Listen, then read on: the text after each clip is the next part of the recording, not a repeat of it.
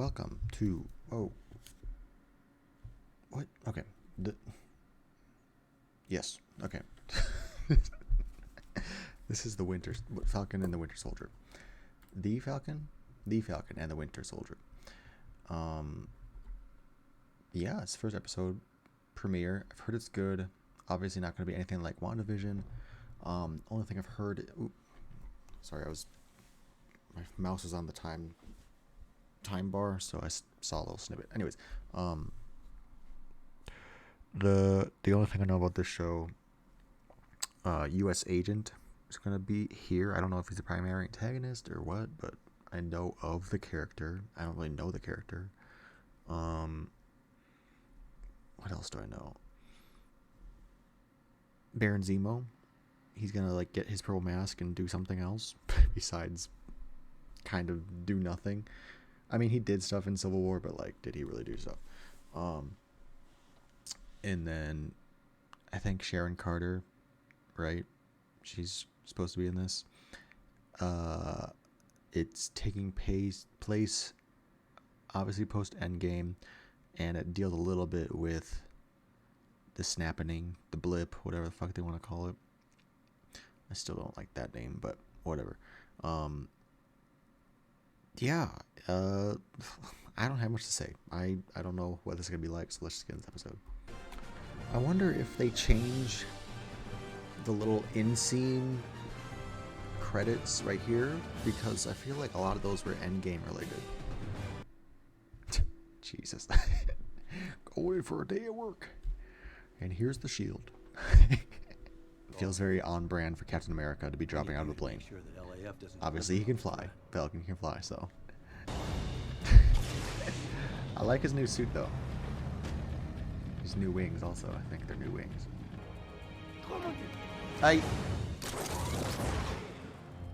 Is that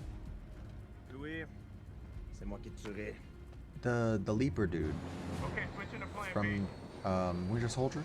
The dude from Winter Soldier that right in the first scene, the jumpy guy. Not these guys running up with a pistol like, just take a shot. I'm trying to shoot him. Oh, damn. Ooh, I love that.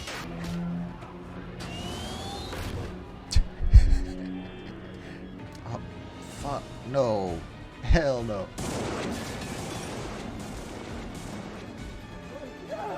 Hell no, dude.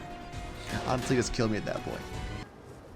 Shit, that would be fucking terrifying. God damn. Can you not?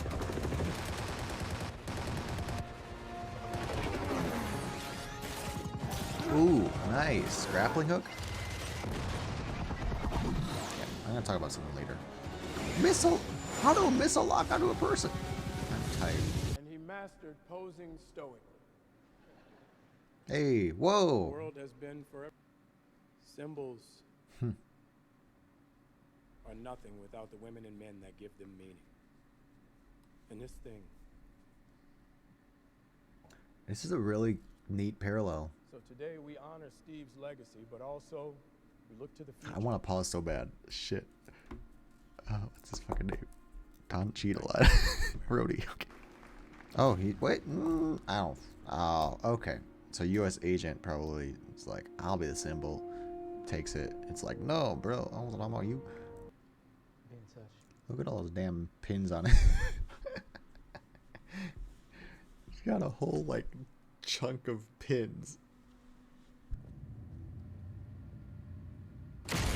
Jesus. Not him trying to. So you did it all right, but it didn't help with the nightmares. Well, like I said, I didn't have it. What? Look, but you got your mind back. I don't like these camera angles. You are It's a choice. pardoned. I don't know. These are good things. What? It's just trash. What the fuck? This old man's about to throw hands. Cause I get it. Cause he was gone for 5 years. Like she feels like that trust is betrayed, you know.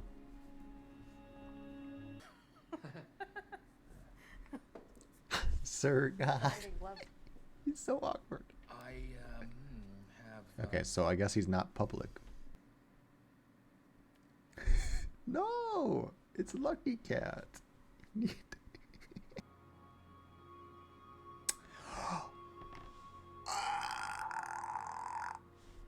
was good. I didn't even think. I'm deceased. What the fuck?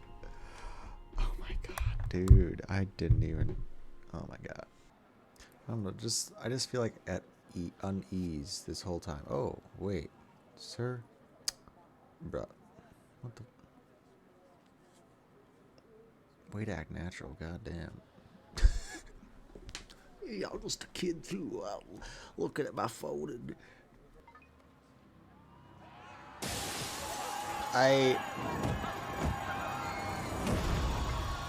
what the fuck is happening? Oh, so he is definitely super.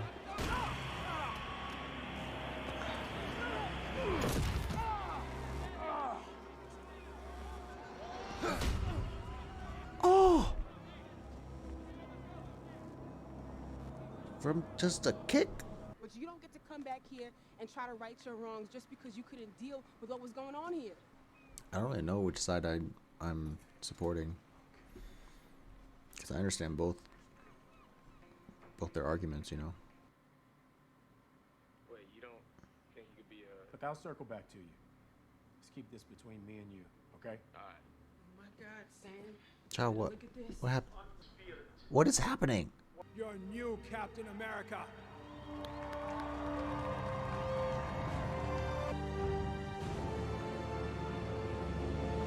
Look at those fucking ears. Ew. That was really interesting, the end part there. Because Sam obviously thought something else was going on. I wonder, is it somebody that we know? Is it like, was it something that we're supposed to know, the audience, or is it just something that he knows as a character? Because if it's the audience is supposed to know it, I can go multiple ways. It can go of, you know, it's a character that we've seen before. Sorry, I'm getting confused, but basically, like, is it one of these masked people is somebody we're familiar with, somebody that Sam is familiar with? Is it the fact that they're a super because maybe everyone else didn't really understand that they're super, but me, you know, audience and Sam understand that what super people are? You know, like what exactly was it that he was like hung up on is my thing. Very intrigued to find out next time. Hopefully next time, obviously. I think it's a 6-episode miniseries, so hopefully we're kind of pacing, speeding along. I also want to see Falcon and, well, Sam and Bucky. I want to see them like together again, and you know, I think their on-screen chemistry and relationship is really fun. So I'm very excited for when they do team up again. Yeah. I'm like 90% sure that dude at the beginning was the guy at the beginning of Winter Soldier. I think his character name is Batroc the Leaper or something. You know, he just looks very familiar, and it would be a neat little throwback because I think he was French also. So, but what I wanted to talk about, and it relates to both characters. Well, less so Bucky because that's a flashback now, but I don't want to make this a Marvel versus DC thing, but I feel like Marvel doesn't get shit for having characters straight up kill people. Like, there are some scenes, some takeouts in the opening scene where, sure, you can argue he just knocked them unconscious or whatever, you know, but he blew up some helicopters, okay? He deflected some bullets into that dude that was piloting the ship. He got shot to death. There is no way that you're arguing these people aren't murdering people. You know, obviously he's a government agent. It's military, whatever. It doesn't count as murder. We're not getting into that part. We're talking about the fact that characters like Captain America, characters like Iron Man, you know, they're allowed to kill in Marvel movies. But as soon as Superman or Batman obviously have some questionable takeouts or whatever in their films. It's a whole big spiel about my superheroes. I don't know. Again, it's just a small little tangent. I don't want to make it the whole focus of this episode, but it just bugs me that, like, we've seen throughout the movies in this show, Marvel characters kill, and it's no big deal. People are like, that's fine, whatever. So is it just the fact of we accept that Marvel characters are like that? Source material wise, we're okay with them killing, whereas Batman, Superman, DC characters, they have to be pure of heart. Because I never saw it that way. But if that's the lesson I'm supposed to be learning, then maybe it's time for me to learn that lesson. Anyways, I really love the Rhodey cameo because for a lot of reasons. One, it was just surprising. I didn't think we would get him. To see him like right at the bat, I was like, oh, neat. It makes sense. He is military. This show seems like it's going to deal a lot with the government, military, all that stuff. So it makes sense why he's there. But also because he is going to be in Armor Wars, which we really know nothing about other than the fact that Armor Wars is coming. He's in it, and Riri Williams is going to be in it. And they cast her already. So I bring Rhodey up because I think it was a really neat little segue. Segue. Into introducing Armor Wars and sort of the way that show might go, and just sort of informing Rhodey's character in general. The speech that Falcon Sam was giving was very much about passing the torch, and it's got to represent, heroes have to represent the people nowadays or whatever. And so as much as Sam is having that struggle of, does he take up Captain America, the mantle there, and what does it mean and all that stuff, Rhodey is, you could see, especially the way they kept flashing back to him and getting some reaction cams on him, he's also thinking about what does it mean to be War Machine, but also Iron Man. Iron Man's gone, so does he take it over? And obviously we know that Iron Heart's going to come and all that stuff, so obviously they're setting that up, and it's just really neat the way that they are transitioning into that. The other reason I bring it up is they mentioned a little bit of Stark Tech, and obviously Rhodey's here, so I'm just curious how much of this show, other than that one scene, is there going to be more build up to Armor Wars in that way? People had been theorizing that Vision is going to go into Armor Wars, as he is technically Stark Tech as well. So I'm just curious, like, how much building blocks are we seeing that we're not really thinking about? Again, this isn't necessarily the show to be doing all that theory crafting for, but it is just kind of cool how there's those parallels. I just really liked it. That's pretty much all I had, I think. With Bucky, I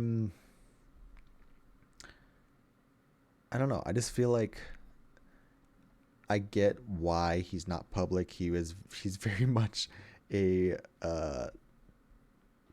terrorist. So I get why that he's not very public about the fact that he was the Winter Soldier and he, who he was back in his previous life. So that's why he's like half-heartedly joking that he's 100 years old, and no one really takes him seriously because they don't know. But also, if he's going to form any sort of meaningful connections and like move on with his life, he needs to open up and like take the consequences for what they are, but like he needs to be open with himself and tell the truth and try and form those connections, which is what the therapist was telling him, obviously. So it was just cool to see it played out with that date he was on. I don't know if that old guy is supposed to be one of Hogan's heroes. I believe that's what they're called from the first Captain America. There's the band of people that they assembled. I'm pretty sure there's an Asian guy in there. I don't know if that's supposed to be the same person, but obviously the connection is there that he killed the son when he was back in the Winter Soldier days. And again, his atonement, there was a, sorry, I'm going off a bit of tangent again, but there was a meme. It was about how like it's a screen cap of Wanda, Bucky, and Sam at Iron Man's funeral, and it's it's just the screen cap of them, three of them, and it says like characters who deserved so much more, or characters trying to process their grief, but all they got was a TV show or something like that. Something like that. So I just think it's really interesting how we are, this episode in particular, very much dealing with the fallout of Endgame. And, it's ironic that both WandaVision and this show are dealing with the sort of the grief aspect a little bit, moving on, obviously, and the ways that they are doing it. But yeah, it was a nice first episode. Again, I'm not like yes about it, but obviously I don't need to be. If it does set up some story beats and sets up an interesting story in and of itself, and it sets up future plot lines like Armor Wars, for example, I think I'll enjoy it. So yeah, post your thoughts down in the comments below. What do you guys think? And yeah, it was cool seeing Sam's sister, and again, the sort of the fallout. People hadn't been gone for 5 years. What does that do to your relationships, to life around you? How does the world change when you lose 5 years? Some people lose 5 years and some people don't. So